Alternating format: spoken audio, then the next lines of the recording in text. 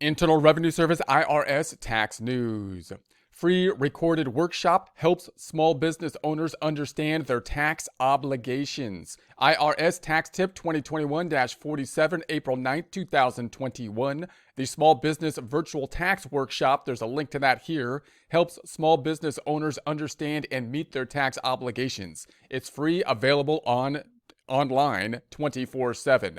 The workshop provides information for both new and experienced small business owners. Video lessons which people can watch in any order include, there's a link to these video lessons here. They're going to be on the IRS website, so it's kind of like YouTube, but it's the IRS YouTube website, watching them there. So here we have it. We got the federal tax in your new business. So you have the links to that here. The Schedule C and other small business taxes, filing, paying taxes electronically, business use of your home, federal taxes when hiring employees or independent contractors, managing payroll to withhold the current amount of taxes, and then tax deposits and filing a return to report payroll taxes, hiring people who live in the U.S. who aren't citizens. So there's links to all those excellent topics here, videos that can be watched right on the IRS website. So, and there'll be a link to this in the description so you can get there more easily from there as well.